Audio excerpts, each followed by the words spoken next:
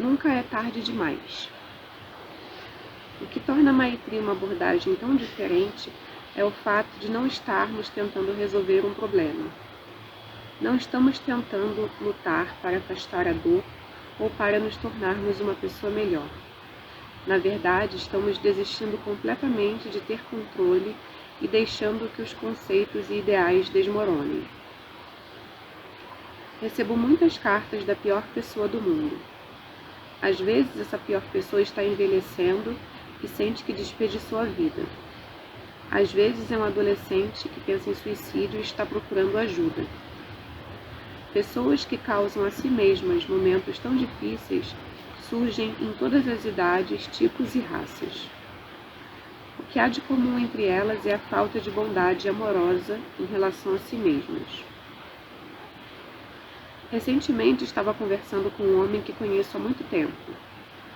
Sempre o considerei uma pessoa tímida, de bom coração, que passa mais tempo do que a maioria ajudando os outros.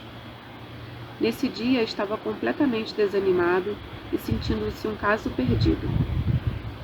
Tentando fazer uma brincadeira, perguntei: "Bem, você não acha que em algum lugar deste planeta deve haver alguém pior do que você?" Ele respondeu com comovente sinceridade: "Não. Se quer saber mesmo o que sinto, acho que não há ninguém tão ruim quanto eu." Esse fato me fez lembrar uma tira de jornal de Gary Larson, que vi uma vez. Duas mulheres estão atrás de uma porta trancada, espiando pela janela e olhando para o monstro que está parado na entrada da casa. Uma delas diz: "Calma, Edna. Sim, é um horrível inseto gigante, mas pode ser um horrível inseto gigante precisando de ajuda." Para muitos de nós, os piores momentos são aqueles que causamos a nós mesmos. Nunca é cedo ou tarde demais para praticar a bondade amorosa. É como se sofrêssemos de uma doença terminal, mas ainda tivéssemos algum tempo de vida. Como não sabemos quanto, bem que poderíamos achar importante fazer amizade conosco mesmos e com os demais, nas horas, meses ou anos que ainda nos restam. Disse que é impossível atingir a iluminação, sem mencionar satisfação e alegria, sem ver o que somos e fazemos, sem reconhecer nossos padrões e hábitos. Isso se chama Maitri, o desenvolvimento da bondade amorosa e do amor incondicional por si mesmo. Algumas vezes as pessoas confundem esse processo com autoaperfeiçoamento ou desenvolvimento pessoal.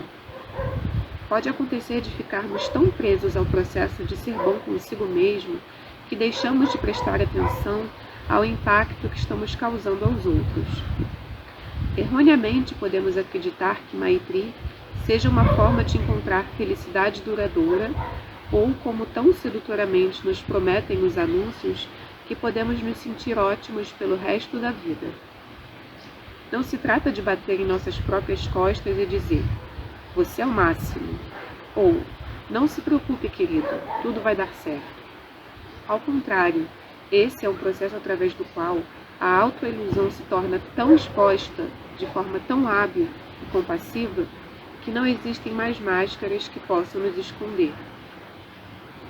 O que torna Maitri uma abordagem tão diferente é o fato de não estarmos tentando resolver um problema. Não estamos lutando para afastar a dor ou para nos tornarmos uma pessoa melhor. Na verdade, estamos desistindo completamente de ter controle e deixando que os conceitos ideais desmoronem. Isso se inicia com a percepção de que nada do que ocorre significa um começo ou fim. É apenas o mesmo tipo de experiência humana normal que vem acontecendo às pessoas comuns desde o início dos tempos. Pensamentos, emoções, estados de humor e lembranças vêm e vão, e a presença básica do momento atual permanece sempre aqui. Nunca é tarde para olhar a própria mente, e isso se aplica a qualquer um de nós. Podemos sempre sentar e dar espaço para tudo aquilo que surge. Às vezes essa experiência é perturbadora. Às vezes tentamos nos esconder. Em outras, nossa experiência é surpreendente. Frequentemente somos arrebatados por ela. Sem julgamentos, sem pender para o que gostamos ou deixamos de gostar, podemos sempre nos encorajar a simplesmente estar ali mais uma vez e ainda mais uma vez. O mais doloroso é que quando nos desaprovamos, estamos praticando desaprovação. Quando somos severos, estamos reforçando a severidade. Quanto mais o fazemos, mais forte tornam esses aspectos. É muito triste ver como nos tornamos especialistas em causar mal a nós mesmos e aos outros. O truque está em praticar a delicadeza e deixar fluir. Podemos aprender a encarar tudo que surge com curiosidade, sem fazer disso algo muito importante. Em vez de lutar contra a força da confusão, podemos ir ao encontro dela e relaxar. Quando agimos assim, gradualmente descobrimos que a clareza está sempre ali. No meio do pior cenário, da pior pessoa do mundo, no meio do penoso diálogo que mantemos conosco mesmos, o espaço aberto está sempre ali. Carregamos uma imagem de nós mesmos, uma imagem que temos na mente. Esse processo pode ser descrito como mente pequena, ou ainda como Sen. Em tibetano há diversas palavras para mente, mas duas, Sen e Rigpa, são especialmente úteis. Sen é o que experimentamos sob forma de pensamentos discursivos, um fluxo de tagarelice que sempre reforça nossa autoimagem. Rigpa literalmente significa inteligência ou brilho. Por trás de todo planejamento e preocupação, do desejar e querer, do selecionar e escolher, a mente sábia e não construída de Rigpa está sempre ali. Quando pararmos de conversar conosco mesmos, Rigpa continuará ali.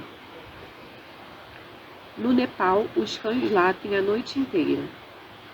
A cada 20 minutos, mais ou menos, param todos ao mesmo tempo e experimenta-se um imenso alívio e quietude.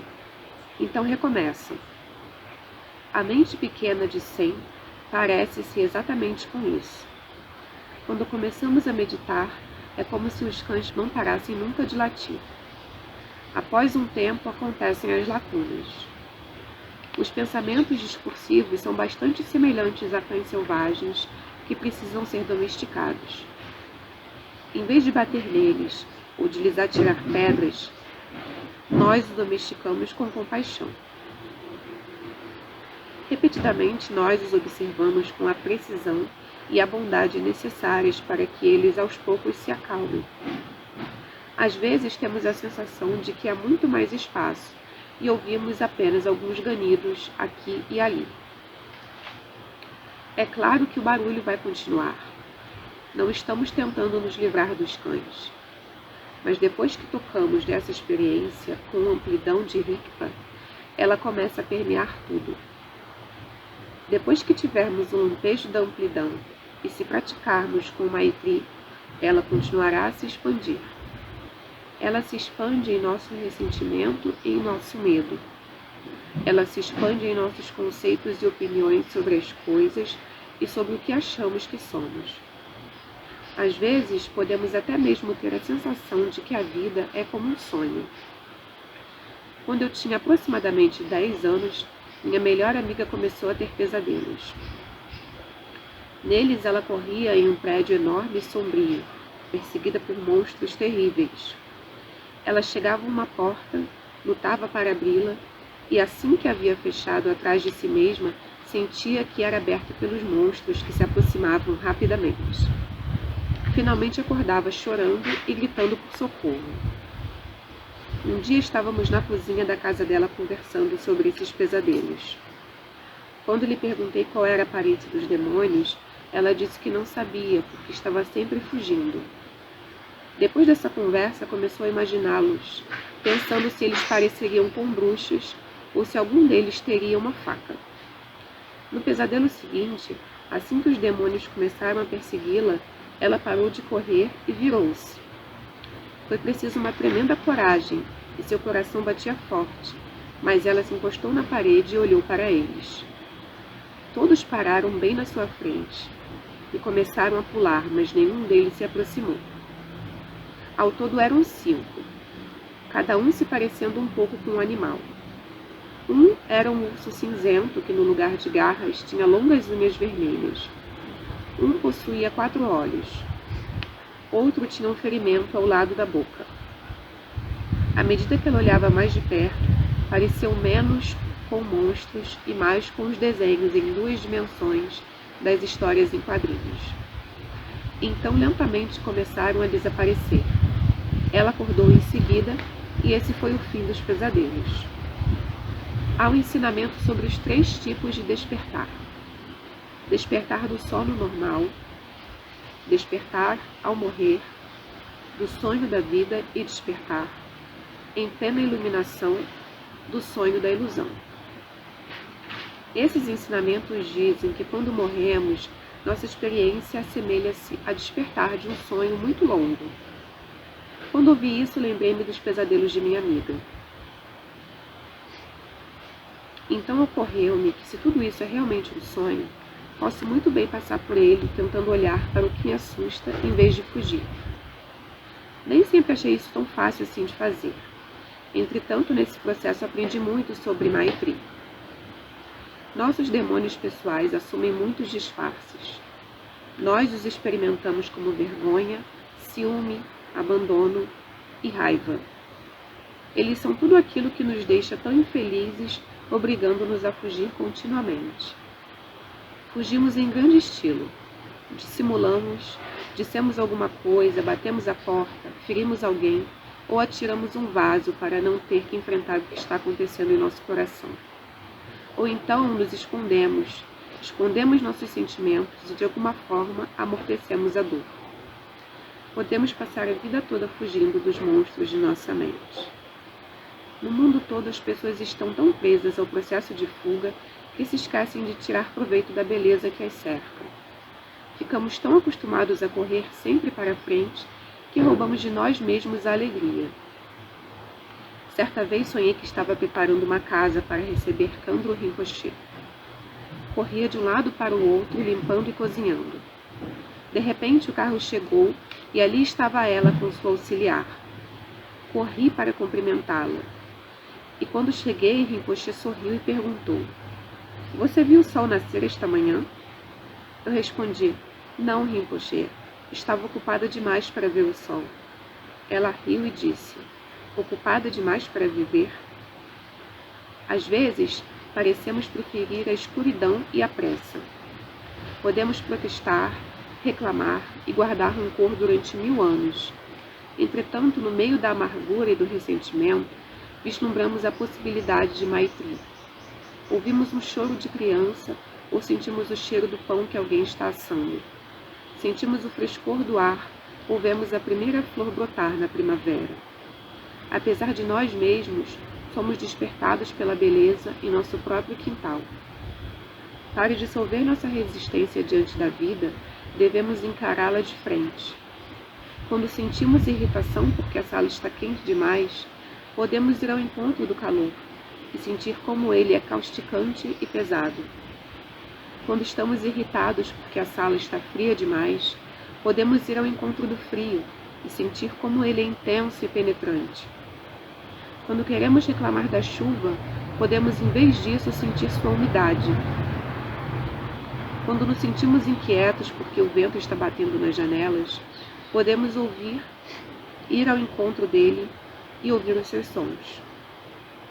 Interromper nossa expectativa de solução é um presente que podemos dar a nós mesmos. Não há solução para o frio ou calor. Eles sempre existirão. Mesmo depois que morrermos, o fluxo e o refluxo continuarão, assim como as marés, o dia e a noite. Essa é a natureza das coisas. Ser capaz de apreciar, de olhar de perto, de abrir nossa mente, essa é a essência de Maitri.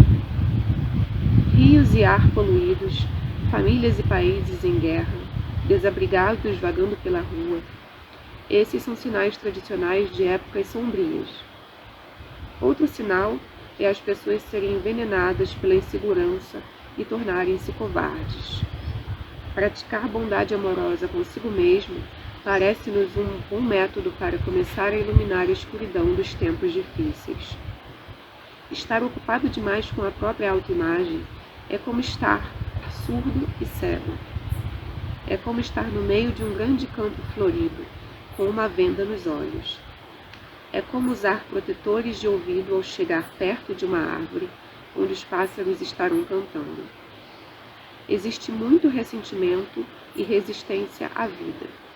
Em todos os países, isso é como uma praga que fugiu ao controle e está envenenando a atmosfera do mundo. Nessa altura dos acontecimentos, seria sensato pensar sobre essa situação e acostumar-se a desenvolver a bondade amorosa.